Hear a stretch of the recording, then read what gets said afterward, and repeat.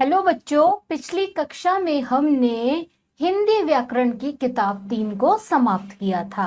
आज हमारी शुरू होती है हिंदी व्याकरण 4, उसका पाठ 1 भाषा और व्याकरण। आइए बच्चों, इसको ध्यानपूर्वक पढ़ते हैं। पाठ 1 भाषा और व्याकरण। देखते हैं भाषा। भाषा देखिए, पढ़िए और समझिए। अब यहाँ पे क्या है, हमें कुछ चित्र दिखाए गए हैं और उनके बारे में जो लिखा है हम पढ़ते हैं। आपने देखा कि ऊपर दिए एक चित्र में कवि सम्मेलन में एक कवि मुख से बोलकर कविता सुना रहा है, वहीं दूसरी तरफ एक अन्य कवि अपनी डायरी में लिखी कविता को पढ़कर सुना रहा है। श्रोता उन कविताओं के भाव को सुनकर समझ रहे हैं। यह सब क्या है? यह सब भाषा के रूप हैं। बोलना, सुनना, लिखना तथा पढ़ना भाषा के रूप हैं। इस प्रकार हम कह सकते हैं कि चित्र में हमें क्या दिखाया है कि एक जो कवि है वो तो अपनी बात मुंह से बोलकर बता रहा है, और दूसरा जो कवि है वो उसके हाथ में एक डायरी है, उसमें से पढ़कर कुछ बता रहा है। जो हम सुन रहे हैं और समझ रहे हैं वह सब भाषा का ही एक रूप है। जैसे बोलना, सुनना, लिखना तथा पढ़ना भाषा के रूप हैं। इस प्रकार हम कह सकते हैं भाषा विचारों के आदान प्रदान करने का साधन है। हम क्या कह सकते हैं कि भाषा विचारों के आदान प्रदान करने का साधन है। मतलब जो हम आपस में बातचीत करते हैं, अपनी बात दूसरे को बताते हैं, दूसरे की बात हम सुनते हैं, सब क्या है? ये भाषा। अब इसके आगे आता है भाषा के रूप। तो बच्चों देखते हैं भाषा के रूप। भाषा के मुख्यतः 2 रूप होते हैं। पहला मौखिक भाषा, दूसरा लिखित भाषा। कितने रूप होते हैं भाषा के? 2। पहला मौखिक, दूसरा लिखित। आइए पढ़ते हैं मौखिक को। पहला देखते हैं बच्चों मौखिक भाषा। मुख से बोलकर अपने मन के भावों को प्रकट करना तथा सुनकर दूसरों के मन के भावों को समझना ही मौखिक भाषा है। जैसे भाषण देना, कविता सुनना, बातचीत करना आदि। जो भी हम मुंह से बोलते हैं और अपने भावों को प्रकट करते हैं, दूसरे उन्हें सुनते और समझते हैं, वो क्या होता है? मौखिक भाषा। अब दूसरा देखते हैं बच्चों लिखित भाषा। लिखकर अपने मन के भावों को प्रकट करना तथा पढ़कर दूसरे के मन के भावों को समझना ही लिखित भाषा है। जैसे पत्र, समाचार पत्र, पुस्तकें आदि। जो भी हम बात लिखकर प्रकट करते हैं और दूसरे उन्हें पढ़कर और यह हमारे मन के भावों से समझते हैं, उसे हम लिखित भाषा कहते हैं। जैसे पत्र, समाचार पत्र, पुस्तकें आदि। अब आता है बोली। बोली का क्षेत्र सीमित होता है। यह किसी विशेष क्षेत्र या स्थान पर बोली जाती है। इसमें साहित्य की रचना नहीं की जाती। हरियाणवी, भोजपुरी, खड़ी बोली, गढ़वाली, अवधी, राजस्थानी आदि कई बोलियां हैं जिनका प्रयोग हमारे देश के भिन्न भिन्न राज्यों में किया जाता है। इस प्रकार हम कह सकते हैं कि बोली क्या होती है? एक सीमित क्षेत्र में होती है। यह विशेष स्थान पर या विशेष क्षेत्र में ही बोली जाती है। इसमें साहित्य की कोई रचना नहीं है। बोलियां बहुत सारी हैं, जैसे भोजपुरी, खड़ी बोली, गढ़वाली, राजस्थानी आदि। भाषा के क्षेत्रीय रूप को बोली कहते हैं। भाषा का जो क्षेत्र का रूप होता है वो कहलाता है बोली। भारतीय संविधान द्वारा मान्यता प्राप्त 22 भाषाएं निम्न प्रकार हैं। हमारे संविधान में कितनी मान्यता प्राप्त भाषाएं हैं? 22। वो कौन कौन सी हैं देखते हैं। पहली कोंकणी, दूसरी कश्मीरी, तीसरी मराठी, चौथी मैथिली, पांचवी नेपाली, छठी असमिया, सातवीं मणिपुरी, आठवीं मलयालम, नौवीं संथाली, 10वीं सिंधी, 11वीं हिंदी, 12वीं संस्कृत, 13वीं उर्दू, 14वीं गुजराती, 15वीं तेलुगु, 16 डोगरी, 17 तमिल, 18 पंजाबी, 19 उड़िया, 20 बांग्ला, 21 बोडो, 22 कन्नड़। अब यहाँ पे हमें 22 जो हमारी मान्यता प्राप्त भाषाएं हैं उनके नाम बताए गए हैं। अब यहाँ पे हमें बिंदु दिए हैं जिनसे हमें ज्ञान की प्राप्ति होगी, हम अपना ज्ञान बढ़ाएंगे। तो क्या है हमारा प्रश्न? क्या आप जानते हैं? इसमें देखिए बच्चों हमें क्या क्या बताया है। भारत की राष्ट्रभाषा हिंदी को माना जाता है। 14 सितंबर 1949 को भारत सरकार ने हिंदी को राजभाषा के रूप में स्वीकार किया था। इसलिए 14 सितंबर को प्रतिवर्ष हिंदी दिवस या राजभाषा दिवस के रूप में मनाया जाता है। अंग्रेजी विश्व की संपर्क भाषा है। ये जो बिंदु दिए गए हैं, इन बिंदुओं को आप बहुत ही ध्यान से पढ़ेंगे और याद करेंगे।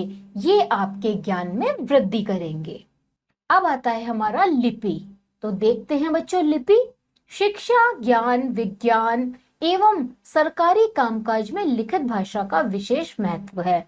ऐसे कार्यों में जो कुछ भी बोला जाता है उसे विशेष चिन्हों द्वारा लिखा जाता है। ऐसे चिन्ह जिन्हें भाषा को लिखने में प्रयोग किया जाता है का समन्वित रूप लिपि कहलाता है। अर्थात भाषा को लिखने के ढंग को लिपि कहते हैं। प्रत्येक भाषा की अपनी निश्चित लिपि होती है। लिपि क्या? जैसे शिक्षा, ज्ञान, विज्ञान या सरकारी कोई भी कामकाज जो लिखित भाषा का विशेष महत्व होता है, जिसमें ऐसे कार्यों में जो कुछ भी बोला जाता है उसे विशेष चिन्हों द्वारा लिखा जाता है। और ऐसे ही चिन्ह जिन्हें भाषा को लिखने में प्रयोग किया जाता है लिपि कहलाता है। या हम कह सकते हैं कि भाषा के लिखने के ढंग को लिपि कहते हैं। और प्रत्येक भाषा की अपनी निश्चित लिपि होती है। अब यहाँ पे बच्चों हमें भाषा दी है और लिपि दी है। जैसे भाषा हुई पंजाबी, लिपि गुरुमुखी, भाषा उर्दू, लिपि फारसी, भाषा अंग्रेजी, लिपि रोमन, भाषा अरबी, लिपि फारसी, भाषा हिंदी, लिपि देवनागरी। हमारी लिपि कौन सी है बच्चों? देवनागरी। भाषा संस्कृत, लिपि देवनागरी, जर्मन, रोमन, मराठी, देवनागरी। तो यहाँ पे कुछ भाषाएं और लिपि दी हैं। आप इन सबको बहुत ही अच्छे से याद करेंगे। इसके बाद आता है व्याकरण। प्रत्येक भाषा का अपना व्याकरण होता है। व्याकरण ही भाषा को शुद्ध रूप में बोलना, पढ़ना तथा लिखना सिखाता है। क्या है? प्रत्येक भाषा का अपना अपना व्याकरण है। व्याकरण से ही हमारी भाषा शुद्ध रूप में बोली, लिखी और पढ़ी जाती है। जैसे देखते हैं, आपका साइकिल बहुत अच्छा है। उपयुक्त वाक्य अर्थ व्यक्त कर रहा है परंतु भलीभांति नहीं, इसलिए यह वाक्य अशुद्ध है। इसका शुद्ध रूप होगा आपकी साइकिल बहुत अच्छी है। क्या हमें दिया यहाँ पे? वाक्य है, उसमें क्या हुआ? आपका साइकिल बहुत अच्छा है। ये आप सब जानते हैं कि ये तो सुनने और पढ़ने में ही बहुत अशुद्ध लग रहा है, यानी कि ये भली प्रकार से नहीं लिखा हुआ। और इसका सही रूप क्या है? कि आपकी साइकिल बहुत अच्छी है। जब वाक्य हमें लिखने, बोलने, पढ़ने, समझ में सब में अच्छे से समझ में आता है, वही वाक्य शुद्ध और सही होता है। इस प्रकार हम कह सकते हैं कि वह शास्त्र जो हमें भाषा को शुद्ध पढ़ना, बोलना तथा लिखना सिखाता है व्याकरण कहलाता है। कौन सा शास्त्र? जो हमें भाषा में शुद्ध लिखना, बोलना और पढ़ना सिखाता है, वो क्या कहलाता है? व्याकरण। अब इसके आगे देखते हैं व्याकरण के अंग। व्याकरण के निम्नलिखित 3 अंग हैं। कितने अंग हैं व्याकरण के? 3। वर्ण विचार। पहला वर्ण विचार। वर्ण विचार के अंतर्गत वर्णों के भेद, रूप रचना, उच्चारण आदि का अध्ययन किया जाता है। वर्ण विचार में क्या आता है? उसका भेद आएगा, रूप, रचना और उच्चारण को हम पढ़ते हैं। दूसरा आता है शब्द विचार। शब्द विचार के अंतर्गत शब्द की रचना, भेद, उत्पत्ति, प्रयोग आदि का अध्ययन किया जाता है। शब्द विचार में क्या करते हैं बच्चों? हम शब्द की रचना, भेद, उत्पत्ति और उसका प्रयोग। तीसरा देखते हैं वाक्य विचार। वाक्य विचार के अंतर्गत वाक्य बनाना, वाक्य के अंग, भेद, विन्यास, रूपांतरण, विराम चिन्ह आदि का अध्ययन किया जाता है। तीसरे में हम क्या करते हैं, हम वाक्य बनाना, वाक्य के अंग, भेद, विन्यास, रूपांतरण, विराम चिन्ह आदि को पढ़ते हैं। अब बच्चों हमने इस पाठ में क्या क्या सीखा देखते हैं। भाषा विचारों के आदान प्रदान का साधन है।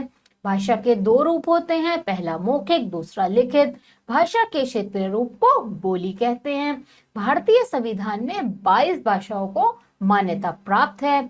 ऐसे चिन्ह जिन्हें भाषा को लिखने में प्रयोग किया जाता है का समन्वित रूप लिपि कहलाता है। वह शास्त्र जो हमें भाषा को शुद्ध पढ़ना, बोलना तथा लिखना सिखाता है क्या कहलाता है, व्याकरण।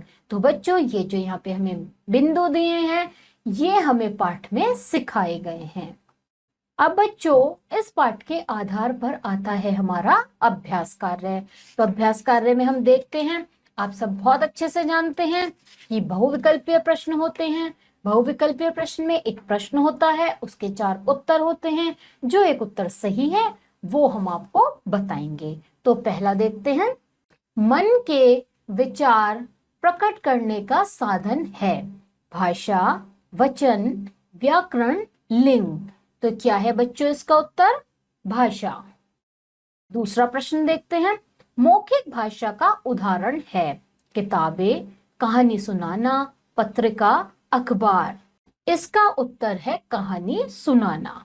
तीसरा प्रश्न देखते हैं बच्चों, भाषा का क्षेत्रीय रूप कहलाता है व्याकरण, भाषा, बोली, लिपि। क्या कहलाता है, बोली।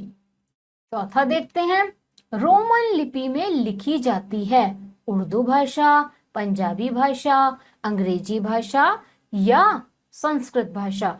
कौन सी भाषा लिखी जाती है, इसका उत्तर है अंग्रेजी भाषा। अब बच्चों देखते हैं ख प्रश्न। तो ख प्रश्न क्या है, दिए गए शब्दों से रिक्त स्थानों की पूर्ति कीजिए। अब यहाँ पे हमें कुछ शब्द दिए हैं, जो खालिस्तान के लिए उचित होगा वो हम खालिस्तान में भरेंगे। तो पहला देखते हैं, मौखिक भाषा में खालिस्तान का प्रयोग किया जाता है। किसका प्रयोग किया जाता है, ध्वनियों। तो क्या लिखेंगे यहाँ पे, ध्वनियों।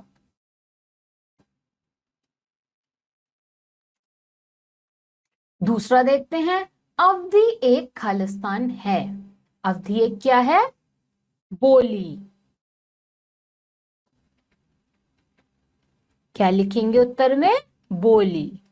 तीसरा देखते हैं, व्याकरण के खालिस्तान अंग हैं। कितने अंग हैं व्याकरण के, 3। तो यहाँ पे क्या लिखेंगे, 3। चौथा देखते हैं, भाषा के नियमों का ज्ञान खालिस्तान कराता है। क्या कराता है, व्याकरण।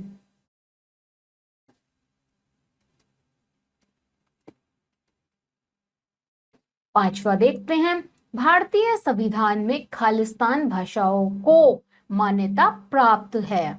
कितनी, इसका उत्तर क्या है, 22।